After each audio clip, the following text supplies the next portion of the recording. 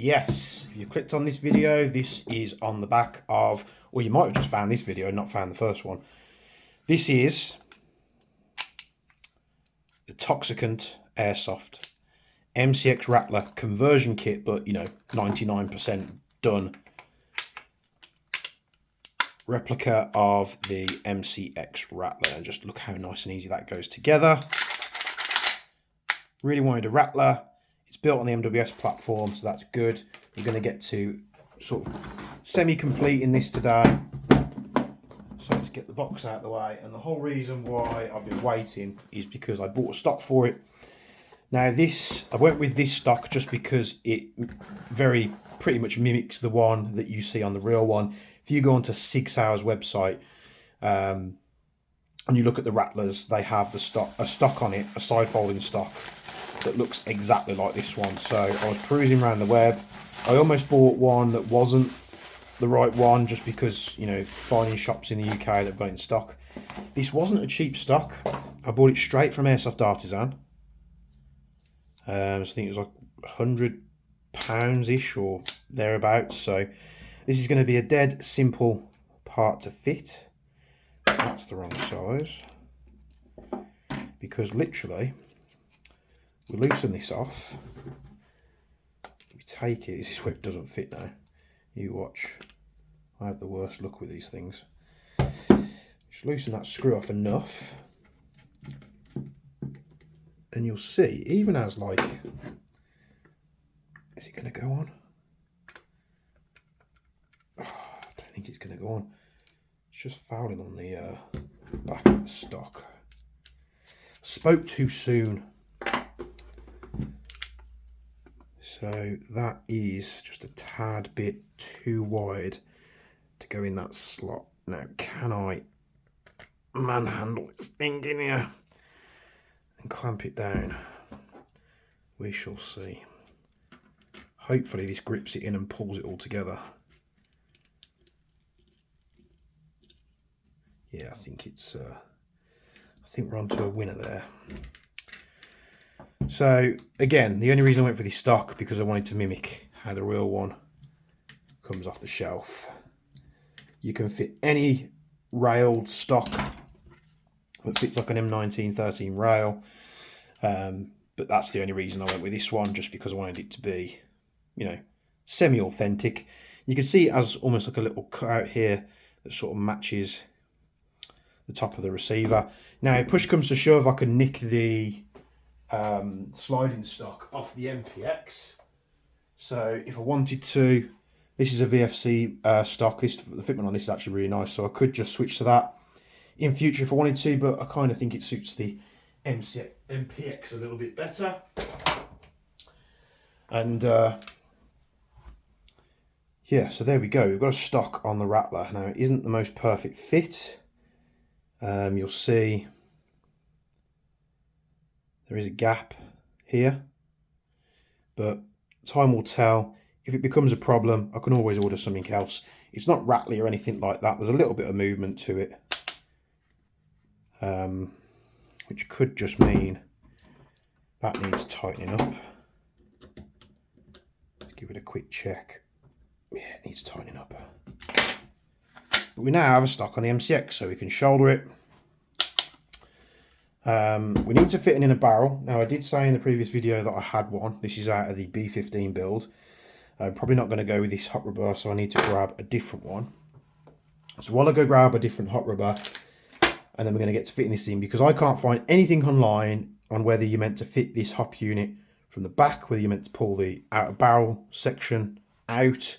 So there's no information whatsoever. There's no manuals, there's no installation guides. No one's covered doing this before. So I'm in the dark and we're going to wing it. So I'm going to go grab a hot rubber, and then I'm also going to grab some mags and some gas so we can test the mag compatibility on the Toxicant MCX Rattler kit for your MWS. So we're going to be fitting a Flamingo 60° VSR rubber, and we're going to be pairing that with one of my Titan hop nubs. You know, it seems to be a good pairing of parts. Many people that are using this setup, most of them, if not all of them, say they're getting good results. So why not go for it? So we need to push this pin out.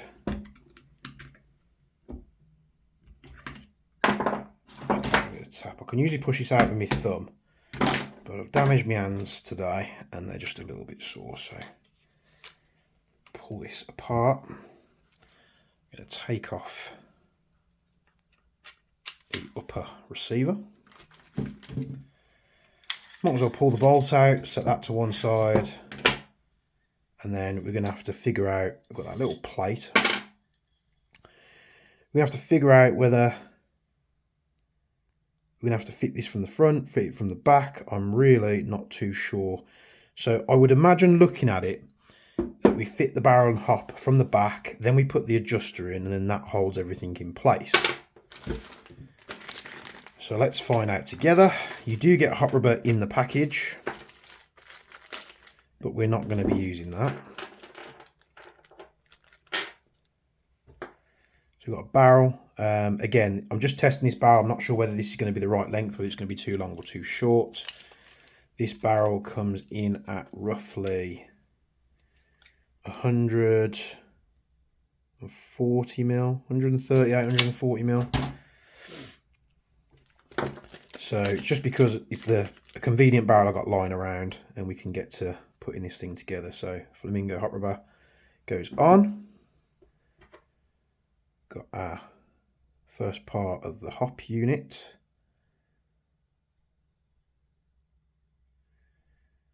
Has that gone in? Got the hop arm,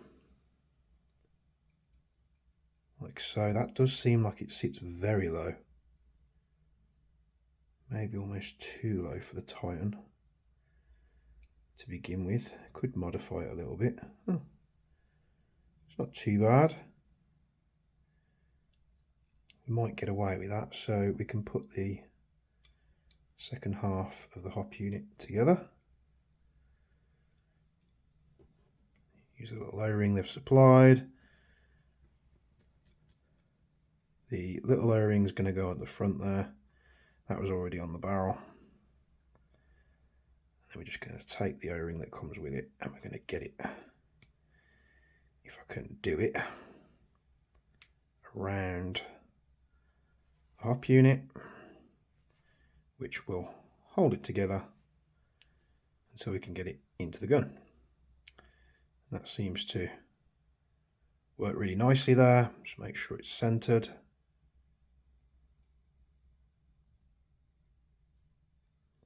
I mean, ideally you'd probably want to fit a Marui hop unit, but yeah, it seems to work okay. So we can put these spare bits to one side. Don't recommend these silicon MR hot bookings for the MWS. I just haven't had good results out of them. Okay, so we've got the hop unit. We've got a hop adjuster. Now I'm going to try fitting this in from the rear and see what happens.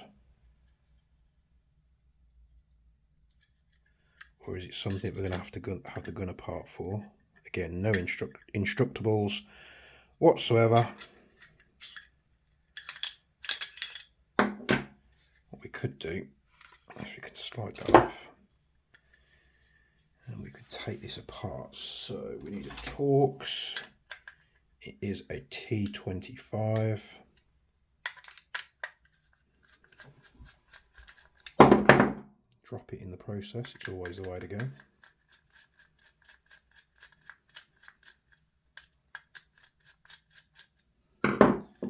Just because I'm going to be able to better see what's going on.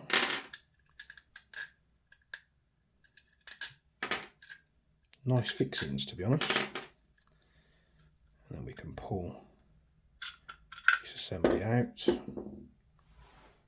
there's our outer barrel assembly. So yeah, it's definitely fitted from the rear. It's probably going to be a good size, maybe a little bit too long. Oh, now it goes in. So that's in there, I presume all the way because it's stopped. Let's test this fitment out. So yeah, this doesn't lock in like a normal outer barrel wood. So that's fitted. While this is out, we can take a look and see how these holes line up. So that's the top. And we can also have a look at this hop adjuster. So if you're not familiar with MWSs, they use this little gizmo, and that's the way that the hop is adjusted. I think it fits in, it would fit in like that. You know, I wonder if that's actually designed to go the other way and be like a spacer. That would make more sense. Yeah, I'm thinking that's probably going to be the way that it's fitted. So you fit all that together, that then goes in the gun. So we have a really long, fine screw here, which would make sense that fixes it all together. So components wise, we have an arm. I've got a wheel that side, arm this side. So that'll go like that. The wheel goes on like so. And as you turn it, you see the arm, if I hold it in place, the arm moves. Doing a poor job of this, I apologise. So you'll see as I turn this, the arm moves up, and when it comes towards itself, that's actually applying the hop, whereas if as it comes apart, it's decreasing. So we can put this screw in. I need a little screwdriver. Might fit. There we go. So hot wheel on. The arm can still come off, so just be careful. Just try and line it up best you can. Tighten it down like so. Now the way it holds the hop adjustment is you've got this little clicker. Now I'm not going to put that on just yet because they do like to jump out. And you've got this little stopper piece which goes in like so. And then you've got an O-ring, which if I'm correct, I think it always goes behind. It's been a while since I've messed around with a hop adjuster. Pretty sure that just holds tension on that part there, like so. That's all together. I'm going to turn the hop off.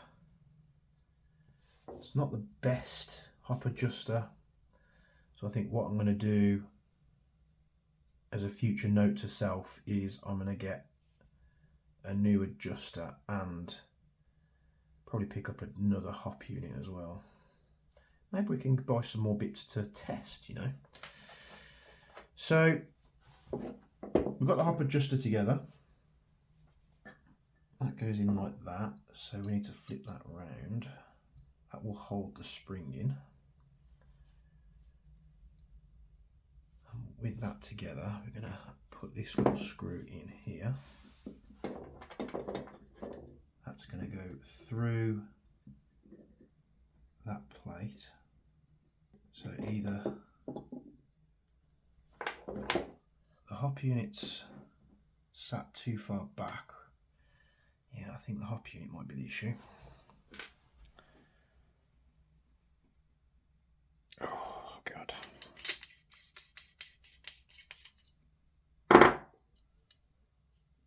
Oh, there we go.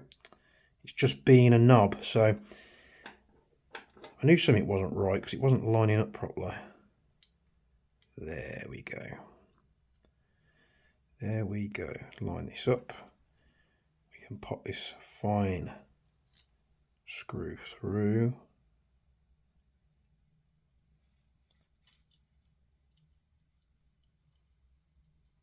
Is it going to be a 1.5? Probably.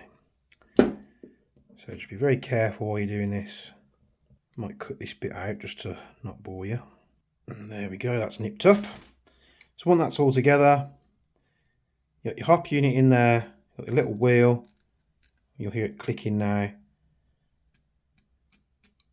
Sliding your finger backwards towards the back of the rifle adds hop.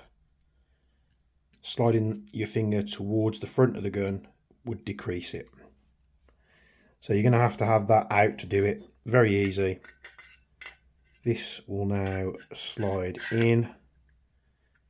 All comes apart very clean and easy. So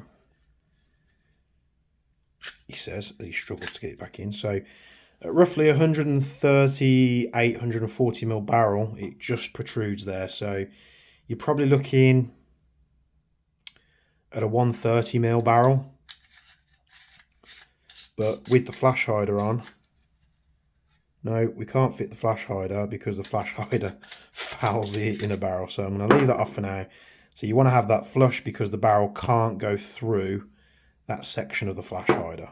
Not a big problem, easy to fix. Put the brackets back on, screws in, T25 Torx. They are numbered, so I presume you tighten that one first, then that one second. Would make sense, wouldn't it? Probably don't have to go ham on these.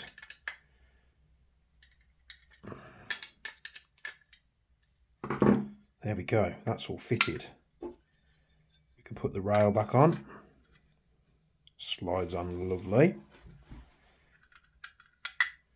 And then we can take our bolt assembly.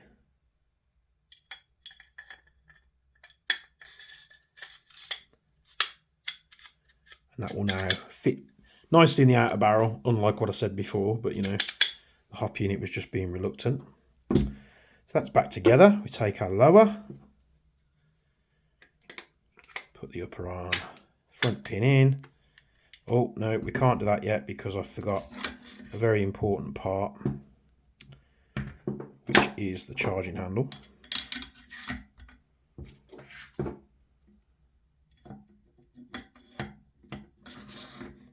Slide this all in together, close the receivers, pop your rear pin in, and there we go. So we're going to test a couple of mags to see if they work. Now we have a standard Marui MWS mag. Locks back on manual operation and semi-auto, full auto, nice and snappy. It is very cold here at the moment. Double Eagle N4 or Double Eagle P mag. I know a lot of people were interested to see if this would work, and a bit weaker on the recoil on the blowback, but works just fine. Now, compared with, you know, your standard MWS items, let's grab one. Let's make it interesting, shall we? And grab the M733. Now, what you will notice from this little demonstration is the blowback.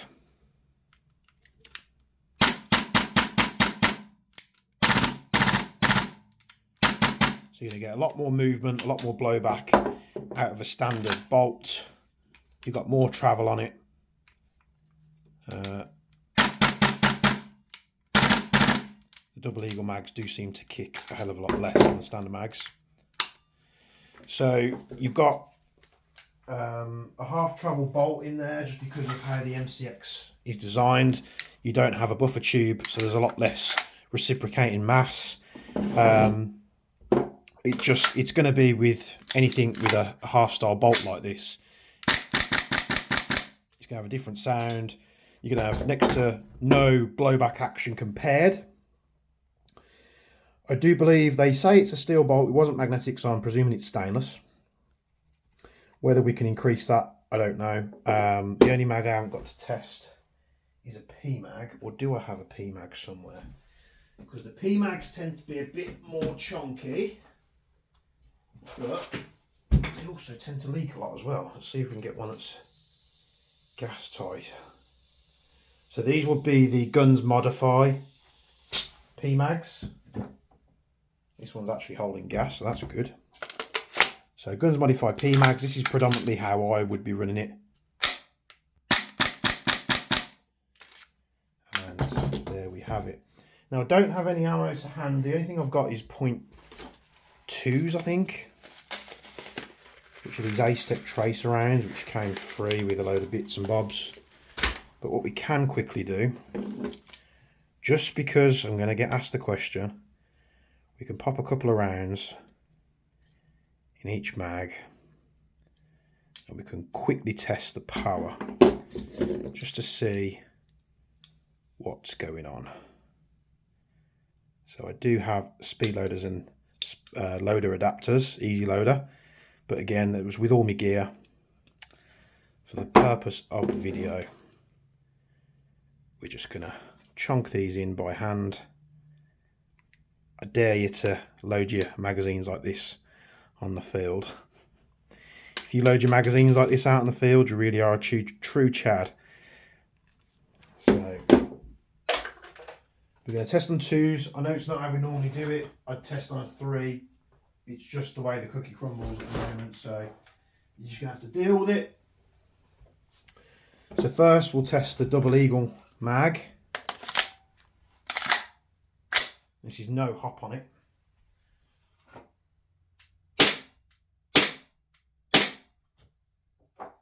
And we are set at 0.6 joules, 254. Tokyo Marui magazine. These magazines aren't fully gassed. Just so you know.